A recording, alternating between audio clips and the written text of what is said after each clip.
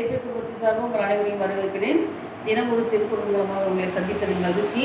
இன்று நான் கூற இருக்கும் திருக்குறள், கேட்டினும் உண்டோ உறுதி கலைஞரை நீட்டி அளப்பதோர் போல். இதன் பொருள், நமக்கு கேடு வருவதும் துன்பம் வருவதும் துயரம் வருவதும் அனைத்தையும் நல்லதுதான் இந்த எல்லோரும் கூறுகின்றார். எப்படி என்றால், அந்த நேரத்தில் தான் நாம் நம்முடைய உண்மையான நண்பர்கள் யார், உண்மையான உறவினர்கள் யார், உண்மையாக நம்முடைய நிலைமைக்கு வருத்தப்படுகின்றவர்கள் யார் என்று நாம் தெரிந்து கொள்ளலாம். அதுதானே உண்மை. நாம் சந்தோஷத்தில் இருக்கும்போது நம்மோடு பகிர்ந்து கொள்ளக்கூடிய யாரும் நமக்கு தேவையில்லை. அது யார் வேண்டுமானாலும் நம்மோடு பகிர்ந்து கொள்வார்கள், கொடுத்தால் வாங்கிக் கொள்வார்கள். அது மிகச்சிறந்த ஒரு இதுவே கிடையாது. ஆனால் நாம் ஒரு துன்பத்தில் இருக்கின்ற போது, நம் வீட்டில் யாராவது ஒரு உடல்நிலை சரியில்லை, நாம் ஏதாவது பொருளை இழந்து விட்டோம், இல்லை நம்முடைய பயிர் ஏதாவது நஷ்டமாக்கி விட்டது, மழை அப்படின்ற சூழ்நிலையில் இருக்கும்போது, அப்போது நாம் நம்முடைய நிலைமையை, நம்முடைய ஆற்றாமையை, நம்முடைய துன்பத்தை, துயரத்தை, கஷ்டத்தை யாரிடமாவது கூறி அழ வேண்டும் போல் இருக்கும்.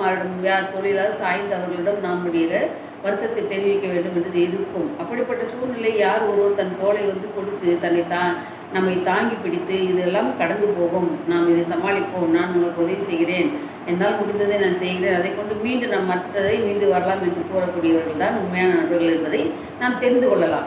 15 பேர் நமக்கு நண்பர்களாக இருக்கிறார்கள் என்று கேட்டால், நமக்கு ஒரு துன்பம் வரும்பொழுது, நம் வீட்டில் ஒரு கஷ்டம் நடக்கின்ற பொழுது யார் முன்னாடி நாம் அழைக்காமலே நமக்கு உதவுகிறார்களோ அவர்கள் தான் நம்மோடு இதுவரையும் உண்மையான நட்பில் இருந்தவர்கள் என்பதை நாம் தெரிந்து கொள்ளலாம். மற்றவர்களெல்லாம் போலியானவர்கள். நாம் கொடுக்கும்போது நம்மோடு இருப்பார்கள், நம்மிடம் இல்லை என்றால் நம்மை விட்டு சென்று விடுவார்கள். அப்படிப்பட்ட நட்பு நமக்கு வேண்டாம். அதை ஒதுக்குவதற்கு, அதை தெரிந்து கொள்வதற்கு, அதை புரிந்து கொள்வதற்கு ஒரு அரிய வாய்ப்பாக இந்த துன்பம் துயரம் எல்லாம் இருக்கிறது என்று அவர் கூறுகிறார். அதுவும் கூட உண்மைதான். நாம் துன்பப்படும் போது தான் நிறைய விஷயங்களை நாம் தெரிந்து கொள்ள முடியும். இன்பத்தில் இருக்கும்பொழுது நமக்கு எதுவுமே தெரியாது, வாழ்க்கை பாடம் புரியாது. ஆனால் நாம் துன்பத்தில் இருக்கின்ற பொழுதுதான் அந்த துன்பம் எப்படி வந்தது, எதனால் வந்தது, யாரால் வந்தது, எதற்கு வந்தது என்ற சில ஆராய்ச்சிகள் நாம் செய்ய வேண்டியிருக்கும். அது பின்னால் வராத வரை நாம் பாதுகாத்து கொள்வதையும் நாம் கற்றுக்கொள்ள முடியும்.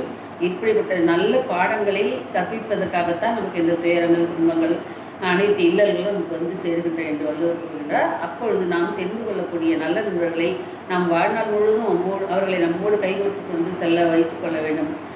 போலி நண்பர்களை நாம் முடிந்தளவில் அவர்களை நம்மை விட்டு செல்லுமாறு, தவிர்த்து விடுமாறு நம்ம நடந்து கொள்வது நல்லது. இப்போ இதைத்தான் இந்த திருவள்ளுவர் வலியுறுத்தி கூறுகின்றார். நல்லதிலும் ஒரு கெட்டது இருக்கின்றது, கெட்டதிலும் ஒரு நல்லது இருக்கின்றது. கெட்டது என்பது நமக்கு வரக்கூடிய கேடுகள். அதனால் நாம் தெரிந்து கொள்வது யார் உண்மையான நண்பர்கள். இதுதான் இந்த திருக்குறள் பொருள். நாளை சந்திப்போம். நன்றி, வணக்கம்.